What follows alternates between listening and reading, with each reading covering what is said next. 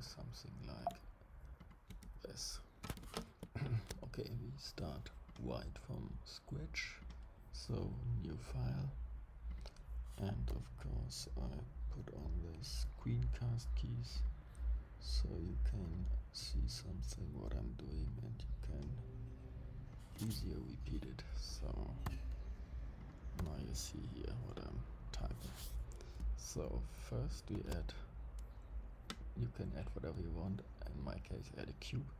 Okay, first we move the cube a little bit up, then we add Shift A plane, we make this bigger, and we say here rigid body, and it's passive because it should fall on it. So now with the cube we go with tab to edit mode, and then we say subdivide, we open this and we say 20.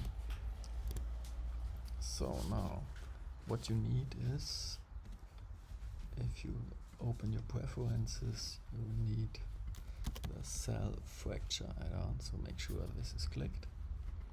And with that, if you now type F3, you start the cell fracture, you basically, let this all as it is. On particles, the only thing you want to do here is you add a short margin, because else it might happen that it just explodes.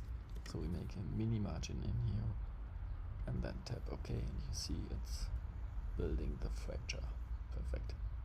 So now we have the cells, which was not clever, but okay. We move this all to a new collection and call this cells, so we can mark them easier, and you see here something.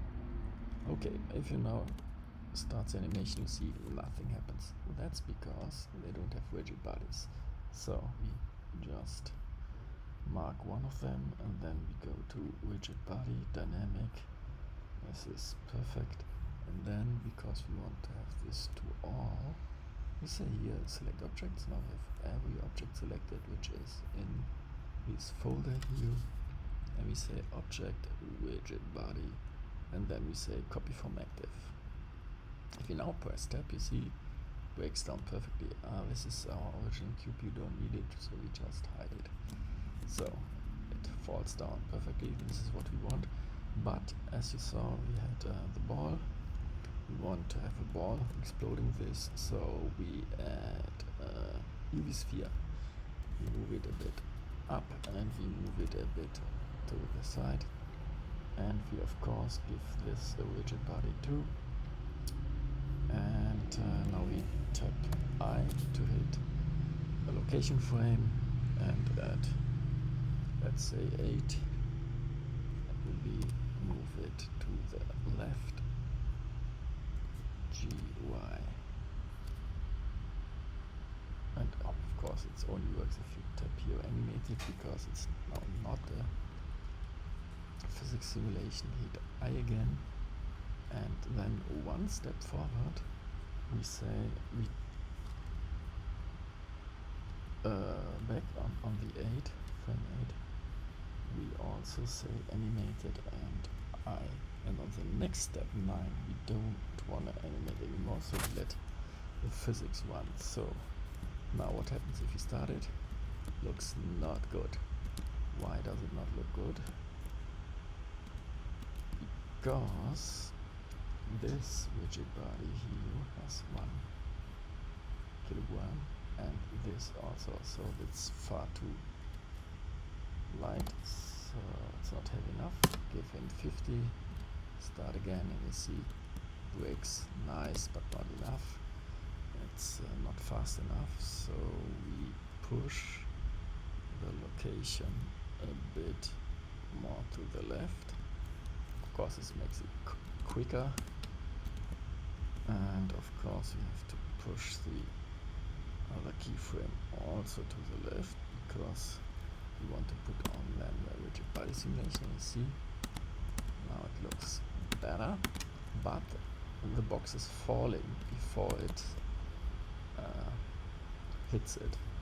So first we want to make it a bit quicker, more action, yes. And now we don't want them to fall. How do we do this? We go to one piece here, we go to dynamics and tap deactivation, and then again object rigid body copy from active, but only if you select all before. So again object rigid body go, now I tapped the wrong one, copy from active. Let's see this. We also have to say start deactivated. So again select all, select objects, object rigid body copy from active. And here we go, but it's not that what I would have expected. Mass is not high enough, so let's mesh really through it. And now look at this, whoosh, boom, that looks great. Okay, some more trick, if you want to be a little bit more realistic, you do the following, select all, then you say object, and then we give every mass the right mass. How do we do this? We calculate mass, and it calculates the mass with the material you choose here, and second with the volume it has. So it's will fall apart more realistic. So calculate mass, and then we choose, let's take concrete, and it calculates, and let's start, and you see it looks more physically. Yeah, that was it. Have fun.